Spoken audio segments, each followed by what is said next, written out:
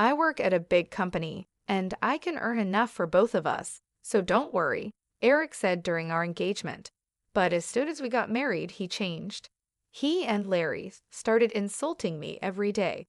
On top of that, Eric took control of all the money and cut down on living expenses.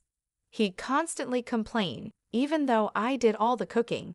Fed up, I told Eric I wanted a divorce and left the house. Later, I bumped into Larry by chance. "Hey, I heard you're getting a divorce now," he said. I was surprised and replied, "You must be mistaking me for someone else." Larry smirked and said, "Don't pretend.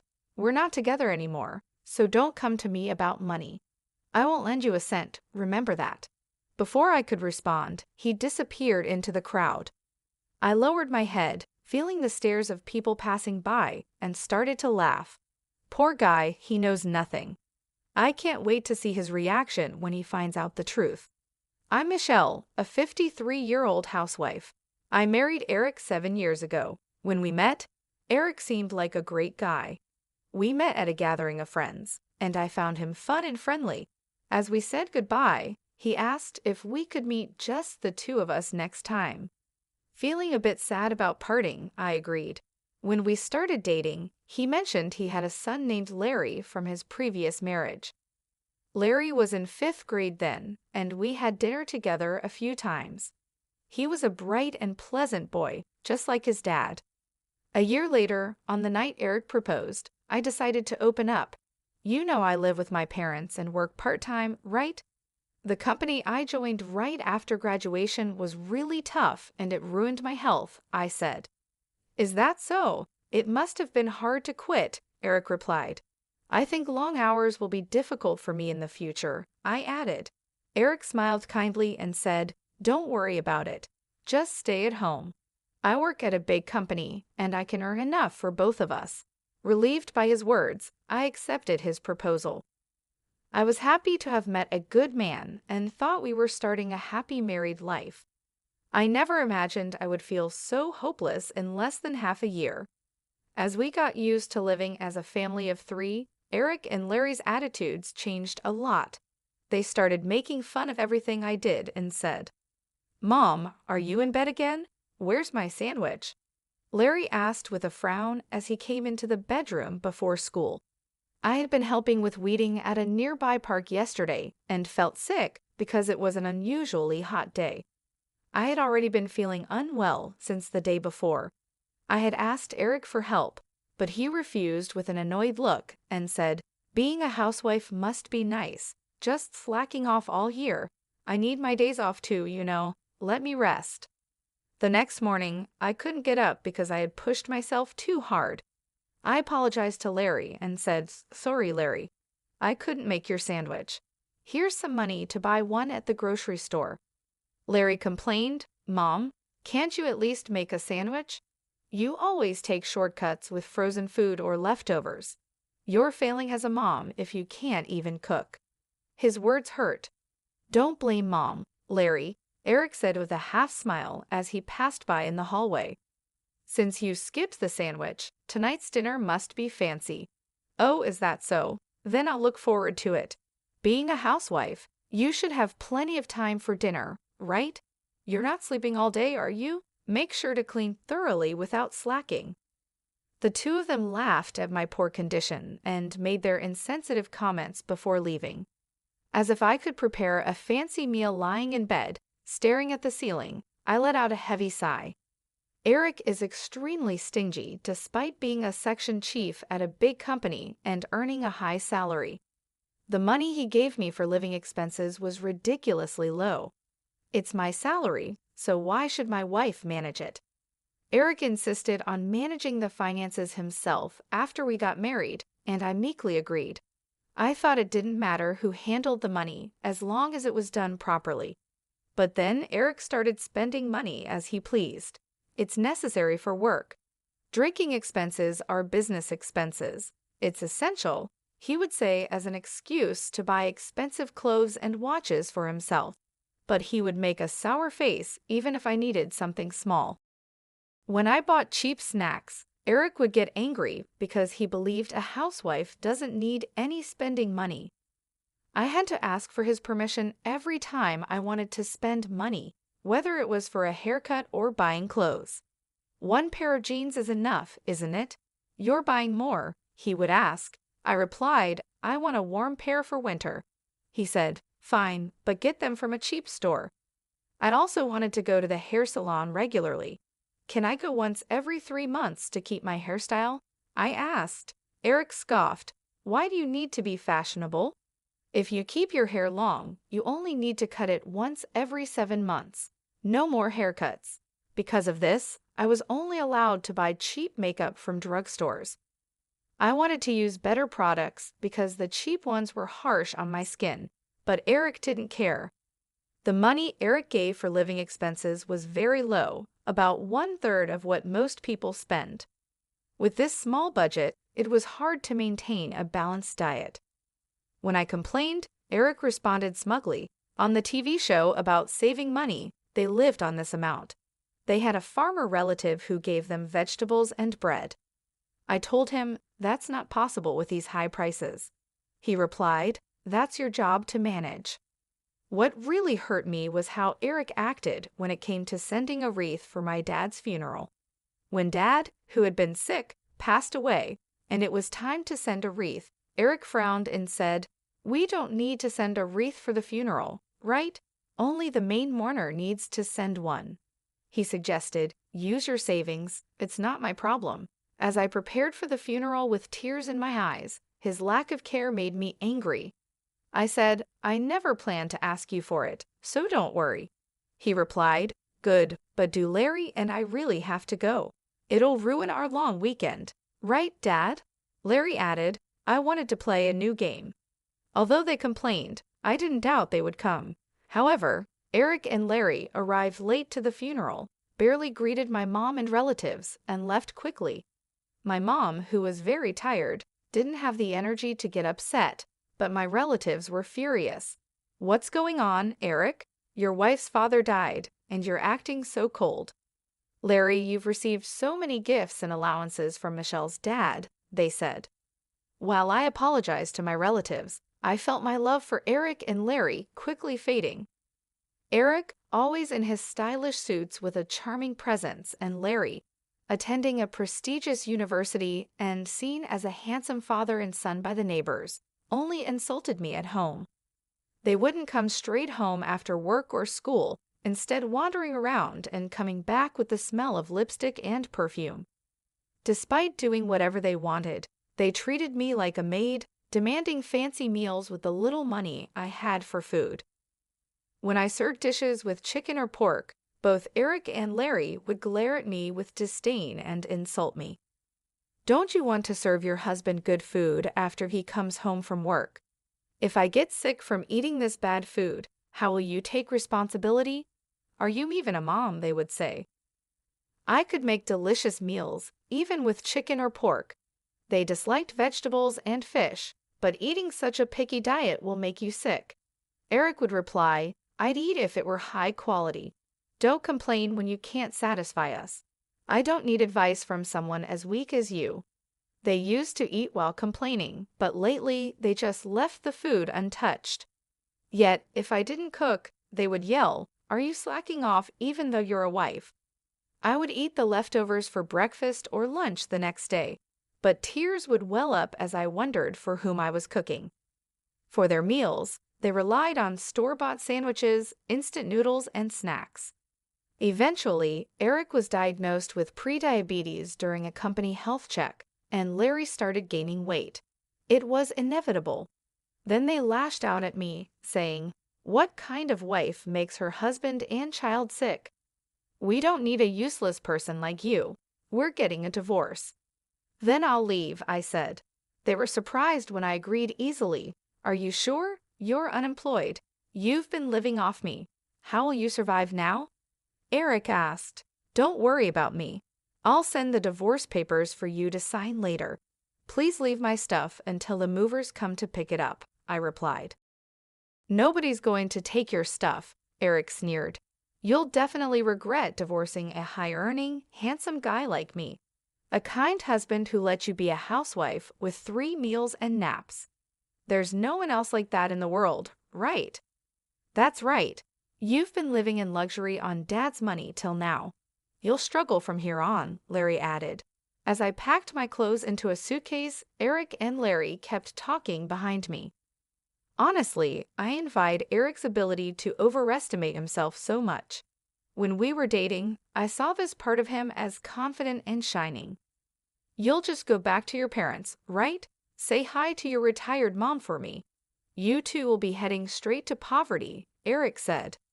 Larry laughed at his father's prediction. They'll end up on welfare soon. They already reek of poverty, but with Grandma, it'll be the ultimate. The funeral the other day was nothing special. It smelled like poverty. I thought so too, like a poor family's funeral. I want a fancy one, Larry agreed.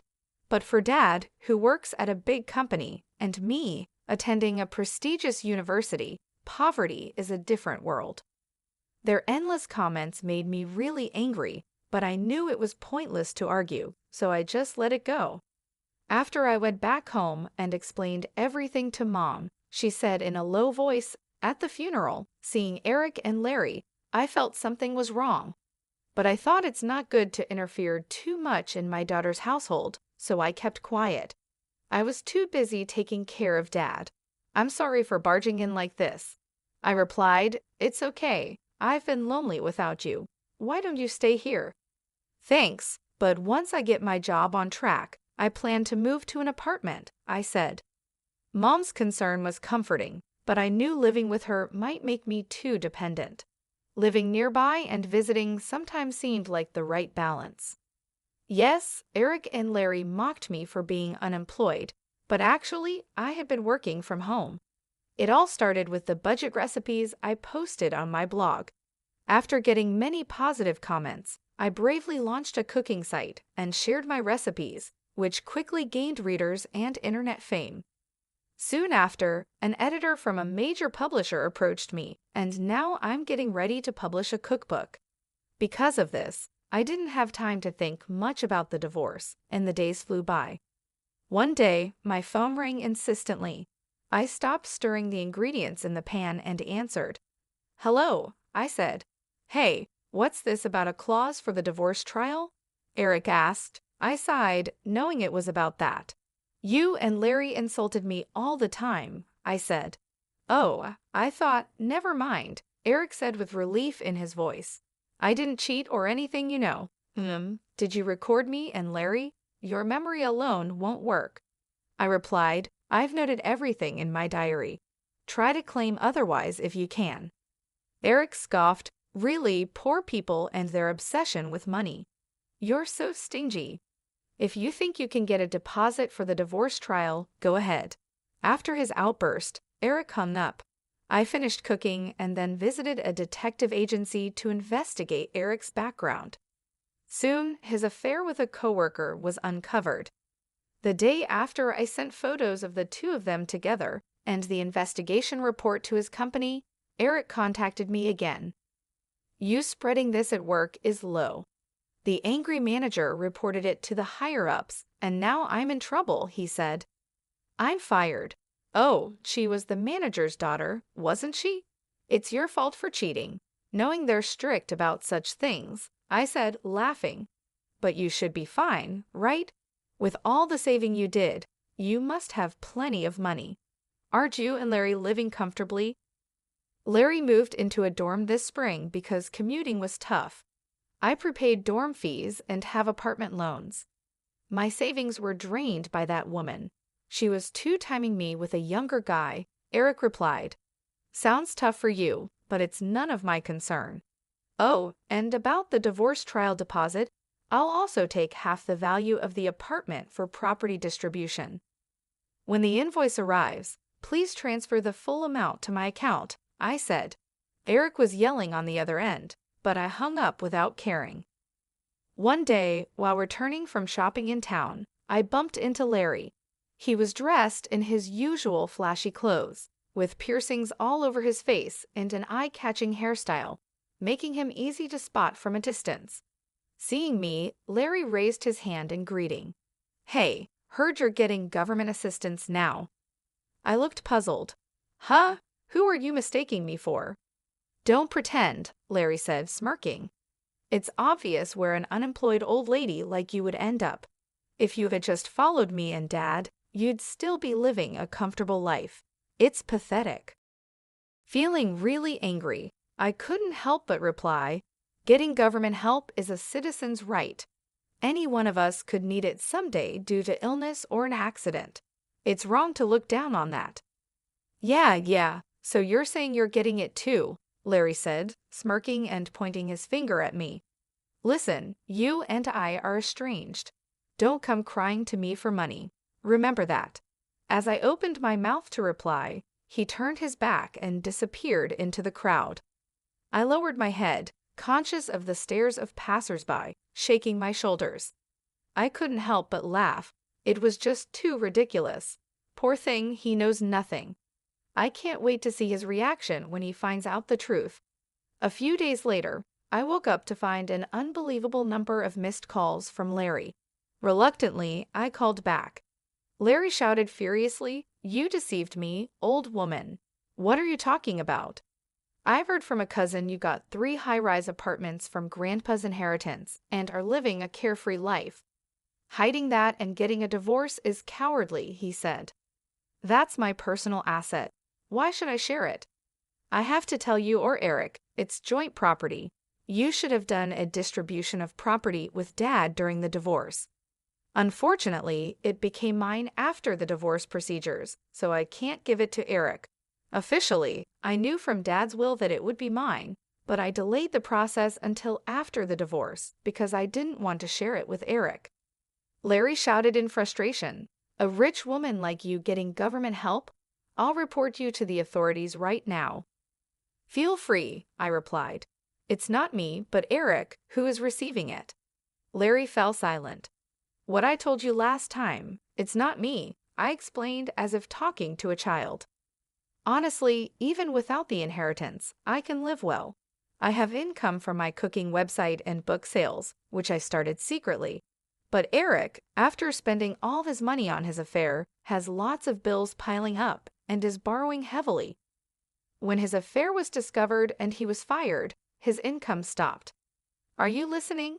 Dad's on government assistance now," I said, pulling the phone away from my ear as Larry screamed. Waiting for him to calm down, I continued, "You really didn't know anything. He's too proud to tell his son. According to relatives, he asked for money. He's behind on his apartment rent and facing eviction, staying at home all day in an old apartment. If you're worried, why don't you contact him?" There was silence on the other end for a while. Then Larry said resentfully, "You're cold-hearted. After all Dad did for you, you have no intention of repaying him. If you have money, you should give some to Dad." "Why should I?" I said. "Since our marriage, it's been nothing but unpleasant memories. I don't feel like I owe him anything," I stated coldly. "If you're so concerned, why don't you, this son, lend him money? You're working part-time after all." "I don't have savings. The part-time pay goes to hanging out with friends and stuff," Larry said, suddenly evasive. I smirked. "You've been living quite lavishly for a student. Borrowing money to hang out at clubs is not a good idea." "How do you know that?" he asked. "The other day in town, I saw you from across the street. After we parted, you met up with a girl at a club and went into a brand store arm in arm. Also, a club membership card was left at the house. Using my credit card for shopping without my permission is out of the question." Larry stammered, "That's unfair. You got high-rise apartments from Grandpa. Why don't I or Dad get a share? This is discrimination." Yeah, the credit card bill will be sent soon. Make sure you pay it before it's due," I replied. Before I could finish, the call was disconnected. I sighed and ended the call too. Just when I thought it was all over, a few months later, Eric and Larry showed up at my parents' house without any notice. The doorbell rang nonstop, and when I answered, there they were. Expecting they came to ask for money, I let them in to avoid causing a scene in the neighborhood. Eric and Larry, who used to look so stylish, now appeared completely different, wearing wrinkled shirts and dirty pants, with lifeless and gaunt eyes. Yet they still had the energy to be sarcastic. As they walked into the living room, Eric looked around and sneered. Same old house, huh? Why not sell one of those high-rise apartments and rebuild this place? Do something nice for Mom, living miserably on her pension. This is Dad's house, and we like it this way. More importantly, when are you two planning to pay me back? You're past the deadline, I said. Eric, lifting his chin arrogantly, replied, Michelle, I'll forgive you now, so let's remarry. You started a cooking site, right?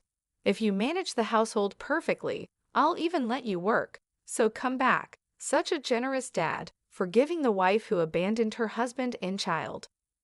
So Mom, why not live with Dad again? Living with just two women must be insecure. Stunned, I was speechless. After a moment, intense anger welled up inside me. Don't joke with me. How much more do you plan to ridicule and fool me? I shouted at the astonished Eric and Larry. After treating me like nothing more than a housekeeper, insulting me, not providing proper living expenses, and then kicking me out, now you want me back just because you found out I inherited high-rise apartments. No way. What? You're going to abandon us? Rich people really are stingy. Knowing we're struggling with money and still demanding payment, you're heartless. You were poor yourself until recently. Don't get cocky, Eric retorted. In the middle of the argument, Mom returned from shopping. Eric and Larry immediately started buttering her up. Please lend us some money. We'll probably pay it back. Besides, isn't it unfair that only Michelle gets Grandpa's inheritance? Give me one of the high-rise apartments too. Hi, Grandma. Long time no see. How have you been? Grandma, please persuade Mom to remarry Dad. He doesn't want to break up, but Mom is being stubborn. Mom, surprised at first, changed her expression upon hearing their words. She placed her shopping bag on the floor and let out a deep sigh. So shameless, both of you, she said. What? Eric and Larry responded, confused. I'm telling you to have some shame, Mom shouted suddenly. Startled by her loud voice, Eric and Larry were understandably confused. Mom usually never scolded them sharply. I've heard everything about the divorce from Michelle. I can't believe you have the nerve to show up here, Mom said firmly. No, Michelle's exaggerating. You have to listen to our side too, Eric said quickly. That's right, Grandma. Mom is quite the liar, Larry added. I remember how well you two behaved at my husband's funeral. Mom cut off Larry's words sternly. Arriving late, not greeting me or the relatives, yawning through the service, and leaving before the coffin was sent off. And now you dare ask for his inheritance? Go back to sleep. She drove a taken-aback Eric and Larry to the front door and glared at them one last time. You two are now strangers to us. Don't come here again. If you do, I'll call the police. Mom threw their shoes out the door, forcing them to leave in their socks, and immediately locked the front door. Eric, who had been avoiding paying me, was advised by his lawyer that a lawsuit would cost even more. Reluctantly, he finally transferred the money to my account. Even though Eric was fired from his job, he couldn't find another one. His in-laws, hearing about his situation from relatives, stepped in to cover his debts. They visited my parents' house and apologized profusely for Eric's behavior. Later, Eric, having given up on finding a new job, returned to the countryside, pretending he was helping with the family's farming. However, the story of our divorce spread through the village, leading both children and elders to point and laugh at him. There's thrifty Uncle Eric, even with a degree from a good university and a job at a big company. What's the use if your wife leaves you for being too arrogant? They would say. The reason for his divorce from his first wife was also his reckless spending. He'll never change. Being mocked by the villagers was embarrassing. Eric kept sending me persistent messages asking to remarry to save face, so I deleted his contact. His mistress, apparently no longer interested after the money ran out, had long since left him. I found her with the detective's help and made sure she paid the divorce trial's security deposit. I also made Larry pay back the money he used on the credit card without permission. Even though he was enrolled in a prestigious university and was on track to become successful like his father, Larry started skipping classes and fooling around. This led to failing grades and eventually getting expelled. His friends and girlfriends were worried, but Larry, in his arrogance, pushed them away with his prideful comments. He then had a big fight with Eric, saying, "You're my father, but you won't help pay off the debt." Now, they don't talk to each other. Larry lives alone in a small apartment, getting by with part-time jobs. Gone are the days of buying whatever he wanted and making sarcastic remarks despite his high earnings. For me, it's a refreshing change. My cooking website is doing well, and I signed a book deal. I moved to the top floor of the high-rise apartment I inherited from Dad. Mom is still healthy at 75, and the high-rise is close to our family home, so it's convenient if she needs anything. I'm planning a surprise hot spring trip for Mom's upcoming birthday. Though my marriage didn't work out, I want to keep having a good relationship with Mom.